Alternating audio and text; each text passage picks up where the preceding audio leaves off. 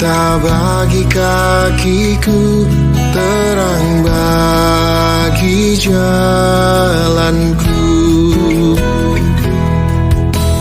Waktu ku bimbang dan hilang jalan. Shalom, selamat pagi Bapak Ibu Saudara yang terkasih dalam Tuhan Yesus Kristus. Senang sekali pagi ini saya boleh kembali berjumpa dengan Bapak Ibu Saudara di renungan pagi kita, Pelita Kehidupan. Doa saya tiap-tiap hari kita, Bapak Ibu Saudara dan saya dalam keadaan sehat dan selalu memiliki semangat dan kekuatan yang baru untuk menjalani hari baru yang Tuhan berikan buat kita. Dengan semangat dan sukacita maka kita menikmati hari demi hari dan kita merasakan hari-hari hidup kita menjadi indah dan luar biasa di dalam Tuhan. Bapak Ibu yang terkasih, mari kita satu di dalam doa. Bapa yang baik, kami mau sambut hari ini dengan ucapan syukur. Karena Engkau baik dalam hidup kami, Engkau memelihara kami, Engkau menyertai dan menuntun setiap jalan yang kami lalui. Bapa, kami mau sambut hari ini dengan sukacita karena kami boleh menikmati keindahan pagi ini Tuhan. Kami boleh menghirup udara segar, kami boleh menikmati berkat-berkat-Mu dan secara khusus pagi hari ini kami akan menerima berkat rohani kebenaran firman Tuhan.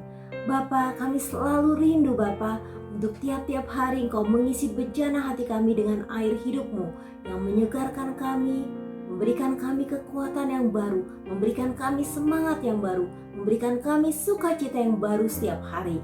Bapa, tanpa Engkau Tuhan, kami akan berjalan di dalam kekalutan, berjalan dalam kekelaman, tetapi bersama-Mu Tuhan, kami akan berjalan dan melangkah dengan kepastian, dengan sukacita. Terima kasih Tuhan, urapi hamba-Mu ini dan sempurnakan hamba-Mu dalam setiap keterbatasan dan kelemahan hamba. Berkati Bapak Ibu Saudara dimanapun kami berada. Tuhan, biarlah Bapak tiap hari kami rindu mencari wajah-Mu Tuhan. Kami merindukan hadirat Tuhan. Dan biarlah Tuhan kami mau selalu melihat hal-hal yang terjadi dalam kehidupan kami sebagai bentuk kebaikan Tuhan di dalam hidup kami. Dan kami percaya kami tidak pernah sendirian menghadapi apapun tantangan di kehidupan kami. Terima kasih banyak Bapak. Kami mau sambut firman Tuhan pada hari ini dengan sukacita. Haleluya. Amin. Tema kita pagi ini, hati-hati dengan hati. Bapak Ibu Saudara yang terkasih, dalamnya laut dapat diduga, tetapi dalamnya hati siapa yang tahu? Ada juga pantun lama yang mengatakan, dari mana datangnya cinta? Dari mata turun ke hati. Menurut Bapak Ibu Saudara yang terkasih, apa yang harus kita jaga dalam hidup ini? Banyak orang mengatakan, yang pertama yang perlu dijaga adalah cinta. Cinta bicara tentang hati, sementara hati seorang sangat sulit untuk diselami. Oleh karena itu dikatakan, dalamnya hati melebihi dalamnya lautan. Cinta dapat menjadi pudar ketika hati telah tawar dan pada akhirnya cinta itu dapat menjadi hambar. Yang lain mengatakan yang perlu dijaga dalam hidup ini adalah menjaga pikiran, menjaga harta, menjaga kesehatan. Itu semua baik dan penting, namun ada satu hal terpenting yang harus dijaga lebih daripada yang lain. Apakah itu? Jawabannya adalah menjaga hati. Amsal 4 ayat 23. Jagalah hatimu dengan segala kewaspadaan, karena dari situlah terpancar kehidupan. Dalam terjemahan lain, jagalah hatimu baik-baik, sebab hatimu menentukan jalan hidupmu. Ini adalah terjemahan dalam bahasa Indonesia sehari-hari. Firman Tuhan ini dituliskan oleh Salomo, seorang yang pernah gagal dalam menjaga hati. Akibat tidak menjaga hati, Salomo memiliki istri dan gundik hampir 1.000 orang. Dari pengalaman pahit ini, maka ia menasihatkan kepada semua orang agar senantiasa menjaga hati. Hati dalam arti kiasan adalah pusat perasaan manusia yang bersifat rohani, berbeda dengan otak yang dianggap sebagai alat pemikiran duniawi. Jika hati kita bersih, maka bersih pula pikiran kita. Jika pikiran kita bersih, bersih pula perkataan kita. Jika perkataan kita bersih, maka bersih pula perbuatan kita. Karena hati adalah sumber mata air. Bila sumbernya kotor, maka kotorlah airnya. Namun bila sumbernya bersih, maka bersihlah airnya. Lukas 6 ayat 45, orang yang baik mengeluarkan barang yang baik dari perbendaharaan hatinya yang baik, dan orang yang jahat mengeluarkan barang yang jahat dari perbendaharaan yang jahat, karena yang diucapkan mulut meluap dari hatinya. Hati-hati, hati manusia dapat juga menjadi sumber segala sesuatu yang jahat. Sebab hati yang sudah dikuasai oleh dosa akan menghasilkan buah-buah kejahatan. Kita akan membaca dalam Markus 7 ayat 21 sampai 23. Sebab dari hati orang timbul segala pikiran jahat, percabulan, pencurian, pembunuhan, perzinahan, keserakahan, kejahatan, kelicikan, hawa nafsu, iri hati, hujat, kesombongan, kebebalan. Semua hal-hal jahat ini timbul dari dalam dan menajiskan orang. Rupanya, hati tidak dengan sendirinya bersih. Kita harus menjaganya dengan seksama. Kita harus selalu melindunginya agar tidak tercemari. Almarhum Bill Bright, pendiri kampus Crusade for Christ, mengatakan, menjaga kebersihan hati yaitu dengan cara bernapas secara rohani. Jika kita mendukakan Roh Kudus, akuilah dosa. Dengan kata lain, hembuskan napas, setelah itu dengan iman, tarik napas. Terimalah kuasa Roh Kudus kembali. Hanya Roh Kuduslah yang dapat menolong kita menjaga hati agar tetap bersih. Apa yang dikatakan Alkitab mengenai hati manusia? Hati dalam Alkitab dipakai untuk menggambarkan kehidupan, jiwa, perasaan, pikiran, tujuan hidup, motivasi seorang dalam melakukan sesuatu. Hati menjadi tempat atau rumah di mana hal yang baik atau hal yang buruk bisa tinggal di dalamnya. Tuhan Yesus berkata dalam Matius 6 ayat 21, karena di mana hartamu berada, di situ juga hatimu berada. Berarti apa yang menjadi ketertarikan kita akan hal-hal duniawi inilah yang menjadi isi hati atau isi kehidupan kita. Ketika hal duniawi menguasai hati kita, maka pikiran kita juga dipenuhi ambisi-ambisi duniawi. Dan berlanjut kita akan melakukan segala cara agar ambisi itu dapat terwujud. Contohnya, seorang yang tamak akan uang, dia tidak akan pernah merasa cukup dengan apa yang telah dimilikinya. Dari hati yang kotor akan membuahkan pikiran yang kotor dan akan menghasilkan perbuatan yang kotor. Para koruptor, mereka bukan orang miskin, mereka bukan orang yang tidak punya pendidikan, tetapi ketamakan membuat mereka mengambil bagian yang bukan menjadi hak mereka. Kalau kita melihat tayangan di televisi atau media lainnya, kita akan menyaksikan rumah para koruptor yang megah, bak istana dengan segala fasilitas yang luar biasa. Di garasinya terpampang puluhan mobil mewah. Rumah ini bukan satu-satunya rumah yang mereka miliki. Masih ada rumah-rumah mewah lainnya, ada villa-villa mahal lainnya, ada investasi-investasi lainnya yang menjadi kekayaan mereka yang mungkin tidak akan habis 7 turunan.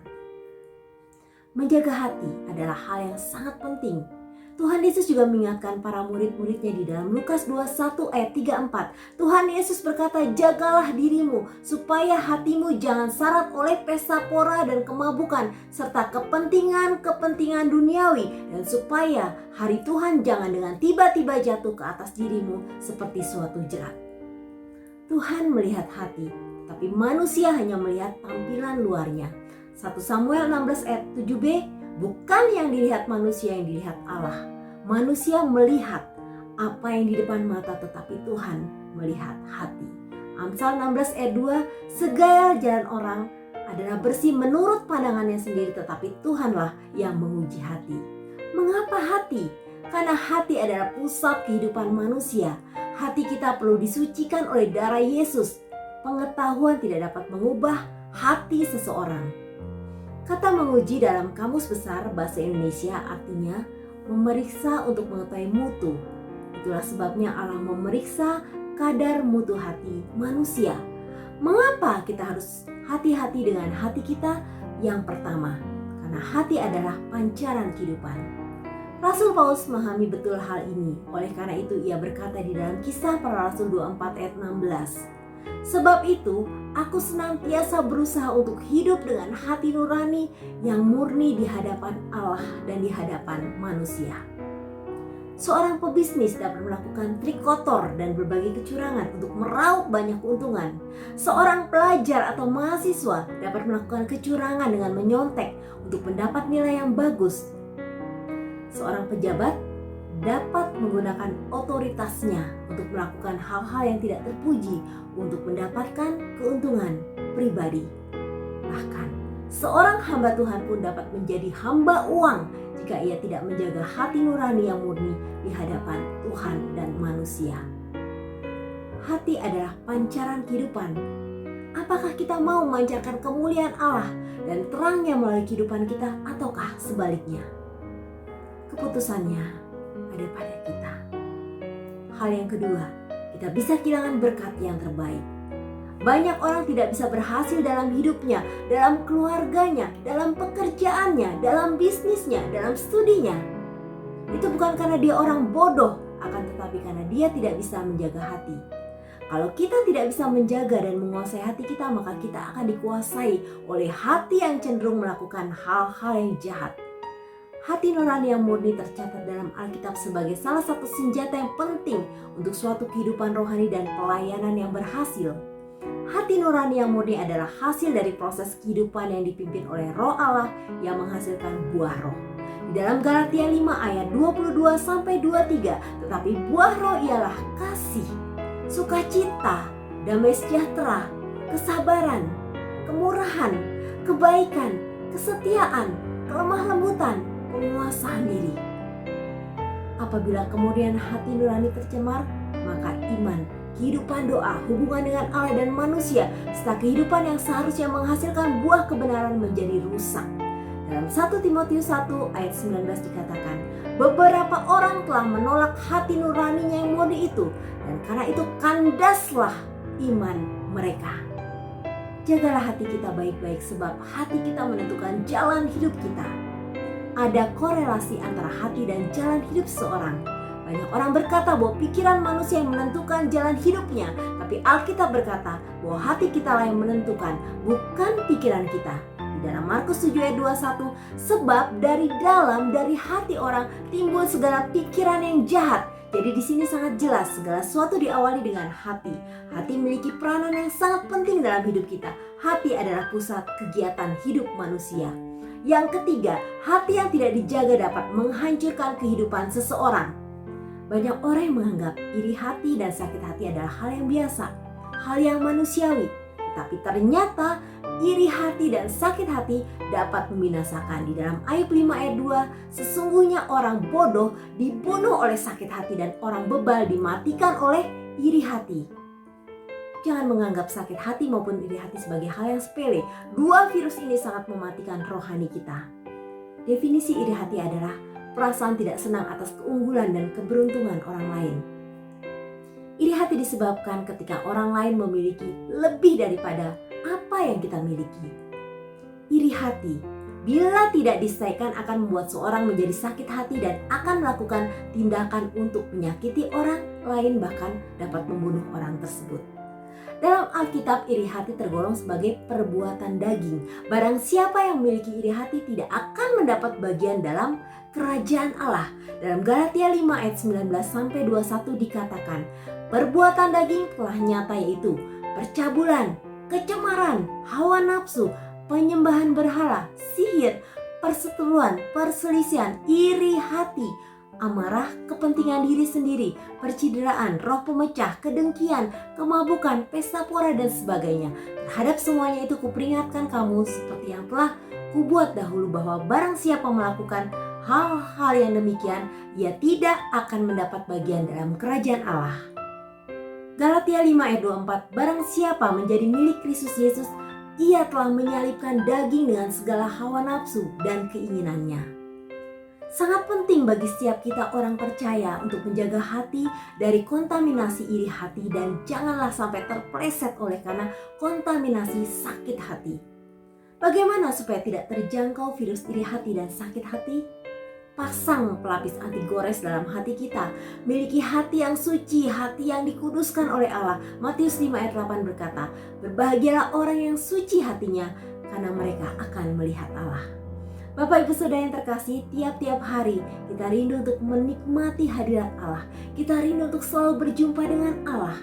Allah mau hati kita bersih dari segala hal yang jahat, agar hati kita senantiasa dipimpin oleh Roh Allah. Jangan biarkan iri hati dan sakit hati berdiam dalam hati kita. Ada beberapa contoh di dalam Alkitab yang mengalami dampak negatif ketika tidak dapat menjaga hatinya. Yang pertama, Hawa memakan buah pohon yang telah dilarang Tuhan karena hatinya tertarik pada pohon itu. Kejadian 3 ayat 6, perempuan itu melihat bahwa buah pohon itu baik untuk dimakan dan sedap kelihatannya. Lagi pula pohon itu menarik hati karena memberi pengertian. Lalu ia mengambil dari buahnya dan dimakannya dan diberikannya juga kepada suaminya yang bersama-sama dengan dia, dan suaminya pun memakannya. Yang kedua, Kain. Ia panas hati sehingga membunuh adiknya Habel. Kejadian 4 ayat 8, kata Kain kepada Habel adiknya, marilah kita pergi ke padang. Ketika mereka ada di padang, tiba-tiba Kain memukul Habel adiknya itu lalu membunuh dia. Yang ketiga, Saul menjadi iri hati terhadap Daud sehingga dia berupaya untuk membunuhnya. 1 Samuel 18 ayat 8-9. Lalu bangkitlah amarah Saul dengan sangat, dan perkataan itu menyebalkan hatinya, sebab pikirnya, kepada Daud diperhitungkan mereka berlaksa-laksa, tetapi kepadaku diperhitungkan beribu-ribu. Akhir-akhirnya jabatan raja itu pun jatuh kepadanya. Sejak hari itu maka Saul selalu mendengki Daud. Dalam 1 Samuel 19 ayat 1, Saul mengatakan kepada Yonatan anaknya dan kepada semua pegawainya bahwa Daud harus dibunuh. Yang keempat, Haman. Haman panas hati kepada Mordekai, akibatnya tercetus kejahatan yang amat sangat dalam hatinya. Bukan hanya membunuh Mordekai tetapi juga merencanakan pembunuhan massal. Dalam Ester 3 ayat 5 kita melihat asal muasal mengapa Haman menjadi panas hati. Ketika Haman melihat bahwa Mordekai tidak berlutut dan sujud kepadanya, maka sangat panaslah hati Haman. Buah dari panas hatinya menimbulkan hal yang fatal. Kita lihat dalam Ester 3 ayat 6. Tetapi ia menganggap dirinya terlalu hina untuk membunuh hanya Mordekai saja, karena orang telah memberitahukan kepadanya kebangsaan Mordekai itu. Jadi Haman mencari ikhtiar memusnahkan semua orang Yahudi, yakni bangsa Mordekai itu, di seluruh kerajaan Ahasveros. Bagaimana caranya untuk menjaga hati agar tetap kondusif dan memancarkan kehidupan yang positif bagi hidup kita? Yang pertama, membawa hati kita kepada Tuhan melalui doa dan penyerahan totalitas hati agar Tuhan perbaharui. Yeskiel 3 ayat 26, kamu akan diberikan hati yang baru dan roh yang baru di dalam batinmu, dan aku akan menjauhkan dari tubuhmu hati yang keras dan kuberikan kepadamu hati yang taat. Yang kedua, renungkan firman Tuhan setiap hari. 2 Timotius 3 ayat 16, segala tulisan yang diilhamkan Allah memang bermanfaat untuk mengajar, untuk menyatakan kesalahan, untuk memperbaiki kelakuan, dan untuk mendidik orang dalam kebenaran. Yang ketiga, bersedia dibentuk oleh Tuhan agar hati kita dipulihkan dan hidup kita disempurnakan. Daud menyerahkan hati dan hidupnya kepada Tuhan. Dalam Mazmur 51 ayat 10 Daud berdoa, jadikanlah hatiku tahir ya Allah, dan perbaharuilah batinku dengan roh yang teguh. Bapak Ibu Saudara yang terkasih, mari kita periksa hati kita masing-masing. Apakah masih ada iri hati dalam hidup kita? Jika masih ada, buang segala rasa iri hati dan bersihkan hati kita. Hati-hati dengan hati, karena dari hati terpancar kehidupan. Tuhan Yesus memberkati. Mari kita satu di dalam doa. Bapa yang baik, terima kasih untuk firman Tuhan yang hari ini menegur kami dengan keras. Bagaimana kami harus menjaga hati kami di hadapan Tuhan. Bapa, terima kasih Tuhan.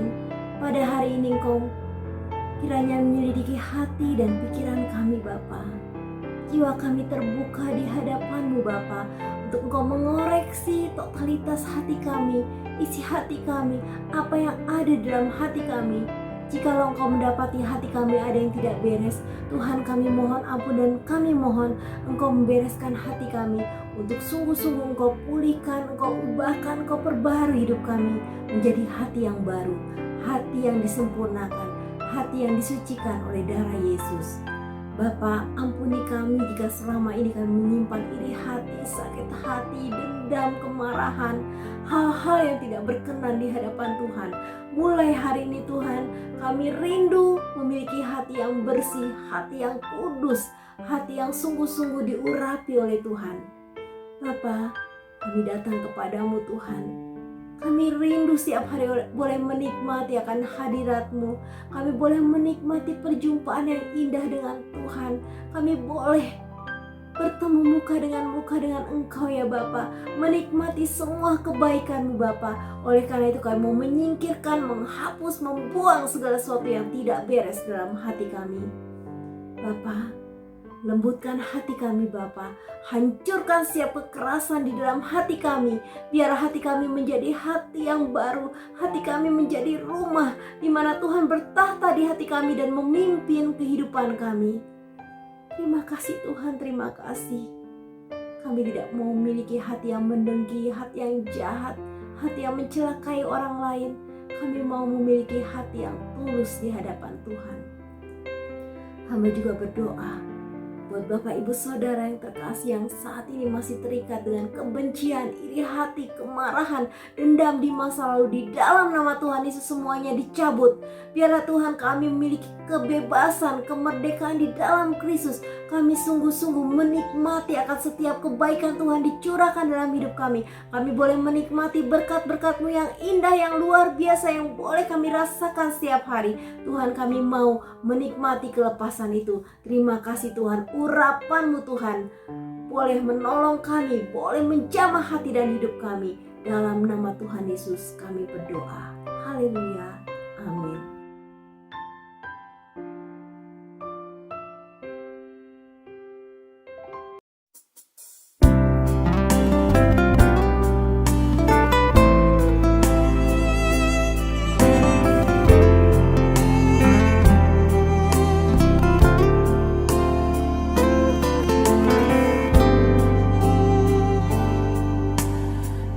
Jadikan hati ini untuk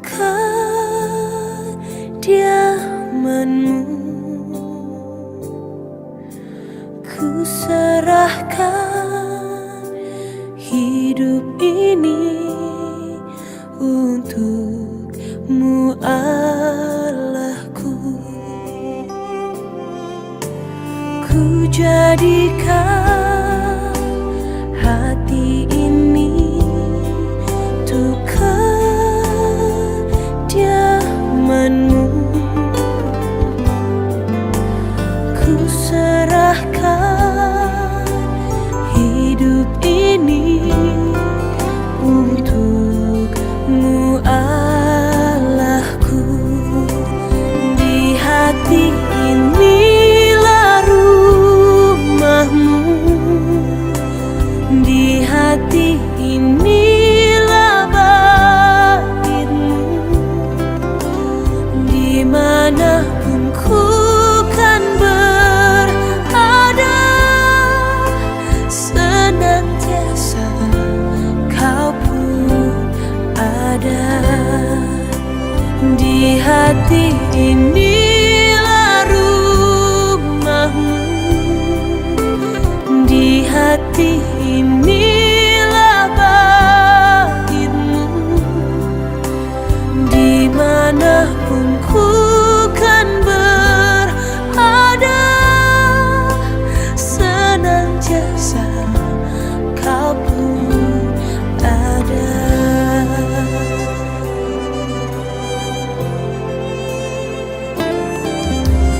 Ku jadikan hati ini untuk kediaman-Mu. Ku serahkan hidup ini untuk-Mu Allahku. Di hati inilah rumah-Mu. Di hati inilah bait-Mu. Dimanapun ku kan berada, senantiasa Kau pun ada. Dimana